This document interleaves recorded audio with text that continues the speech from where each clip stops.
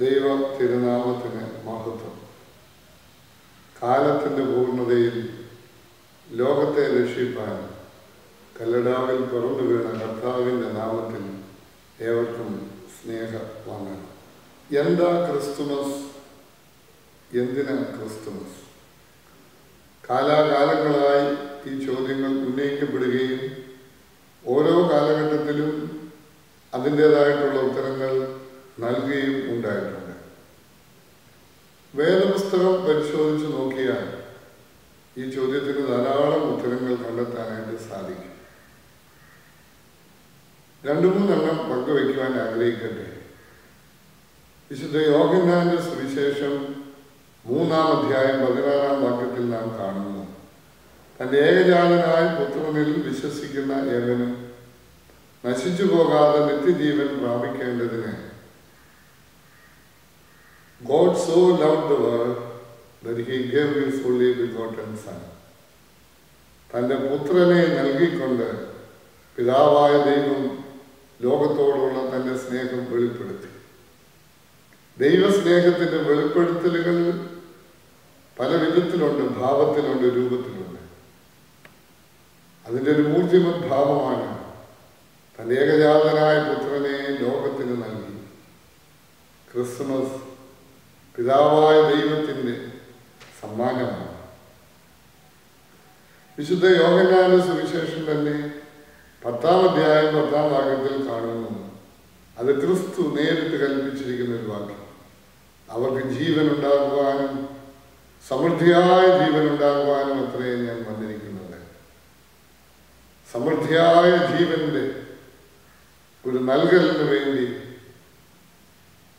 ക്രിസ്തു മനുഷ്യാവതാരം ചെയ്തു. ഞാൻ പത്രോസ് ലീഹായുടെ 1-ാം ലേഖനത്തിലൂടെ ഒന്ന് കടക്കട്ടെ. 1-ാം ലേഖനം 2-ാം അധ്യായത്തിൽ പറയുന്നുണ്ട്, നിങ്ങൾ അവന്റെ കാൽ ചുവടുകൾ പിൻപറ്റുവാൻ അവൻ നിങ്ങൾക്കായി ഒരു മാതൃക വെച്ചിട്ട് പോയി. നാം അത് നമ്മുടെ ഭാഷയിൽ പറയുകയാണെങ്കിൽ to set us a model that we may follow his footsteps.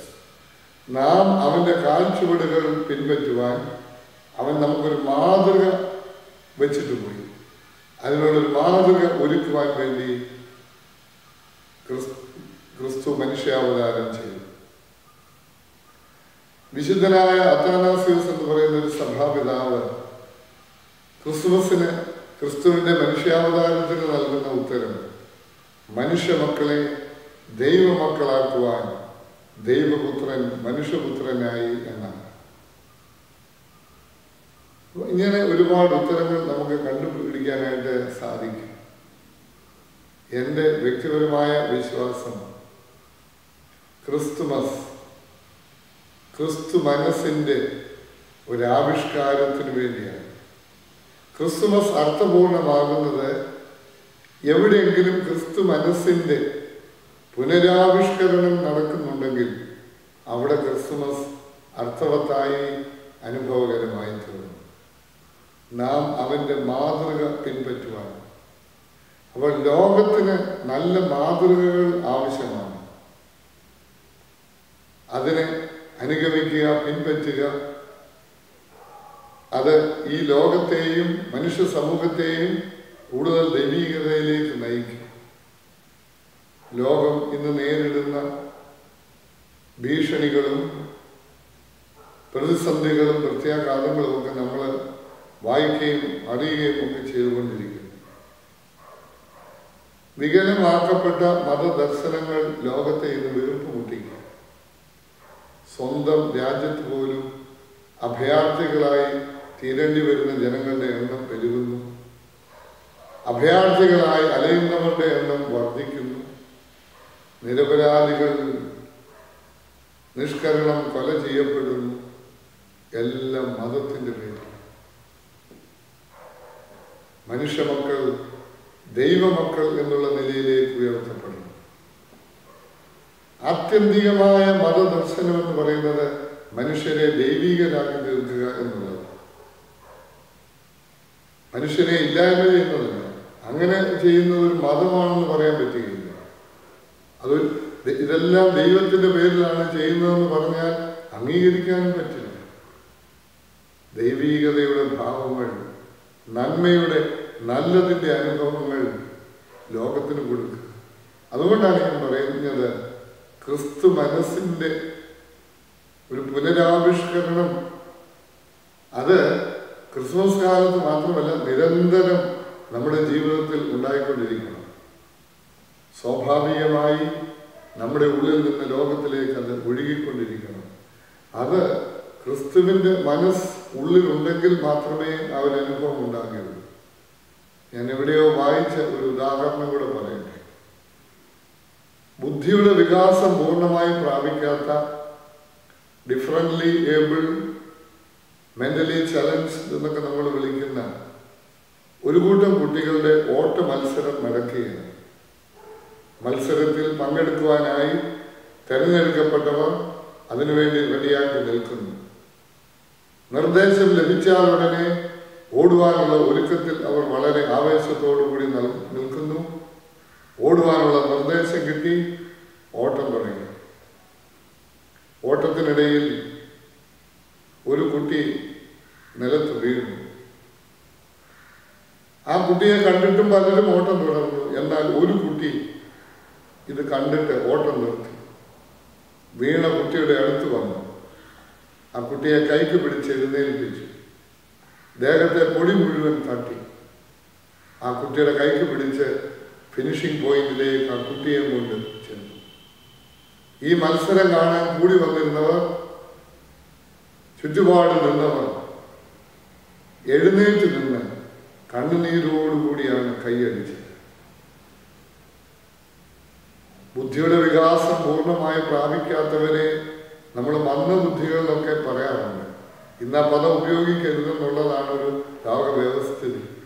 പക്ഷെ ഇന്ന് ആരാ മന്ദബുദ്ധികൾ എന്നുള്ളത് നമ്മളോട് തന്നെ ചോദിക്കേണ്ട ഒരു ചോദ്യമാണ്. ഇതൊരു മാത്സര്യ യുഗമാണ്, എവിടെയും കോമ്പറ്റീഷനാണ്.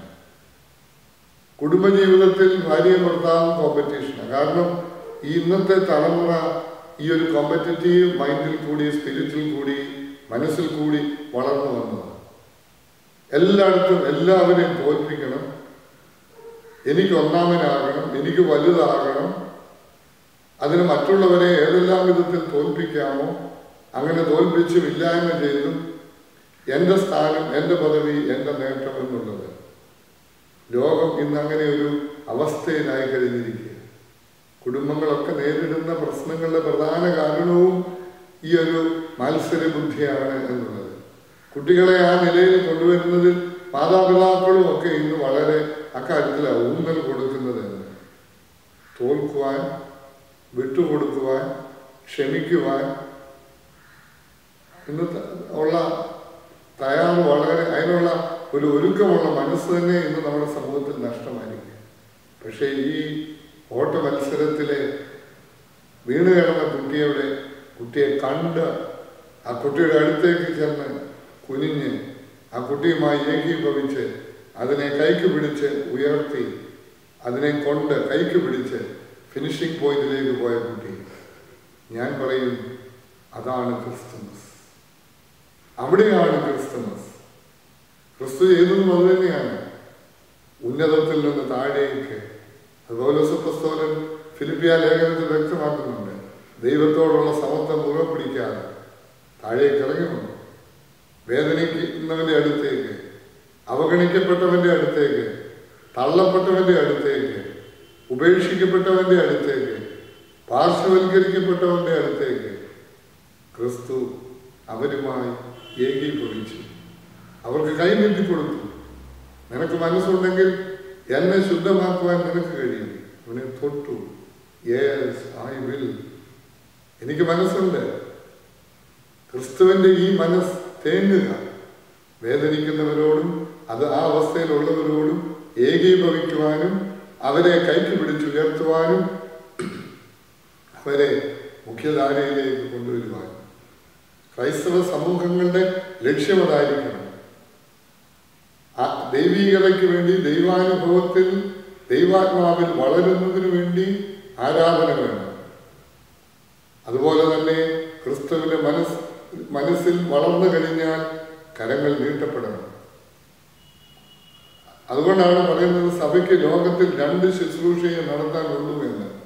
ആരാധന എന്ന് പറയുന്ന ഒരു ശുശ്രൂഷയും അതുപോലെ ക്രിസ്തുവിന്റെ മനസ്സ് ഉൾക്കൊണ്ട്.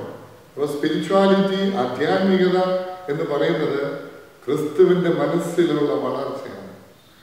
പ്രാർത്ഥനകളും ഉപവാസങ്ങളും നോയമ്പും വേദപഠനവും മൗനവും വ്രതങ്ങളും ഒക്കെ നമ്മെ സഹായിക്കുന്നത് ക്രിസ്തുവിന്റെ മനസ്സിൽ നമ്മൾ വളരാൻ. സ്പിരിച്വാലിറ്റി എന്ന് പറയുന്നത് ദ റിയൽ സ്പിരിച്വാലിറ്റി എന്ന് ഞാൻ അർത്ഥമാക്കുന്നു. യഥാർത്ഥമായ ആധ്യാത്മികത എന്ന് പറയുന്നത് ക്രിസ്തുവിന്റെ മനസ്സിലുള്ള വളർച്ചയാണ്. പൗലോസ് അപ്പോസ്തലൻ അതുകൊണ്ടാണ് കൊരിന്ത്യൻ ലേഖനത്തിൽ പറയുന്നത്, നാമോ ക്രിസ്തുവിന്റെ മനസ്സുള്ളവർ, സ്നാനമേറ്റ് ക്രിസ്തുവിനോട് ചേർക്കപ്പെട്ടവർ എന്ന വിശ്വാസികളെ അപ്പോസ്തലൻ വിശേഷിപ്പിക്കുന്നത്. ക്രിസ്തുവിനോട് ചേരുവാൻ സ്നാനമേറ്റിരിക്കുന്നു.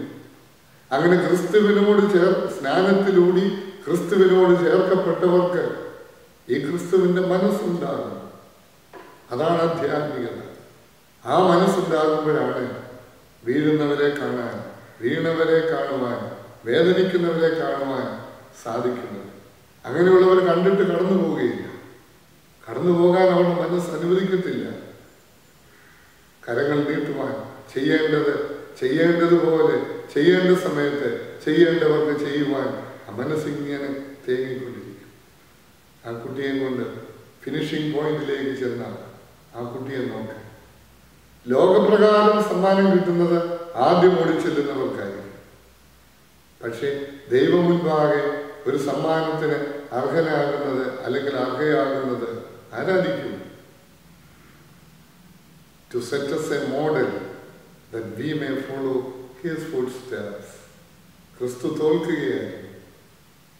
ക്രിസ്തു ലോകപ്രകാരം ഒരു പരാജയമായിരിക്കാം, പക്ഷെ ക്രിസ്തുവിന്റെ പരാജയം വിജയമായിരുന്നു.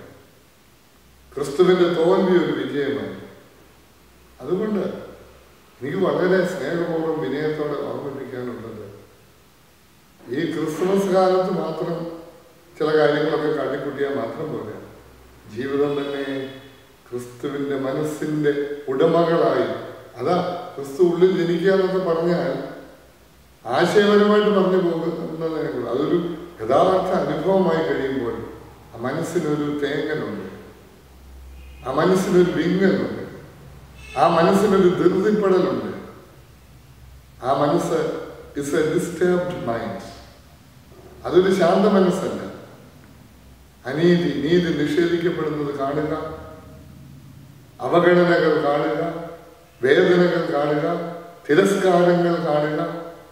ആ മനസ്സ് അങ്ങനെയുള്ളവരോടുകൂടി ഏകീഭവിക്കുവാനും അത് ഒരു സ്വാന്തനത്തിന്റെ സ്പർശമായി തീരുവാനും ഒക്കെ ബന്ധപ്പെടുക. ജീവിതത്തിൽ എപ്പോഴെങ്കിലും ഒക്കെ ഇങ്ങനെയുള്ള ചില അനുഭവങ്ങൾ ഉണ്ടാകുമ്പോൾ, അതുകൊണ്ട് ONV കുറിപ്പ് ഒരിക്കൽ തന്റെ കവിതയിൽ അദ്ദേഹം എഴുതി, എവിടെ ക്രിസ്തു എന്നുള്ളതായിരുന്നു അദ്ദേഹത്തിന്റെ കവിതയുടെ പേര്. അദ്ദേഹം ഒരുപാട് കാര്യങ്ങൾ ചോദിക്കുന്നുണ്ട്. ഇങ്ങനെയുള്ള ഇന്നത്തെ ലോക വ്യവസ്ഥകളൊക്കെ എവിടെയാണ് ക്രിസ്തു. അദ്ദേഹം എത്തിച്ചേരുന്ന ഒരു ഉപസംഹാരമുണ്ട്, എവിടെ മനുഷ്യനെ മഹുദ്ധീകരിക്കുവാനുള്ള ശ്രമമുണ്ടോ അവിടെ ക്രിസ്തു ഉണ്ട് എന്ന് ONV അസന്ദിഗ്ധമായിട്ട് പ്രഖ്യാപിക്കുന്നു. ക്രിസ്തു ചെയ്തത് അതാണ്, മനുഷ്യനെ മഹുദ്ധീകരിക്കുക. അതുകൊണ്ട് ഈ മാതൃക നമ്മുടെ ജീവിതത്തിന് ഒരു വഴികാട്ടിയായിരിക്കണം, പാതയായിരിക്കണം. പ്രിയമുള്ളവരെ, ഏവർക്കും അനുഗ്രഹീത ക്രിസ്മസിന്റെയും പുതുവർഷത്തിന്റെയും എല്ലാ മംഗളാശംസകളും നേരുന്നു. നന്ദി, നമസ്കാരം.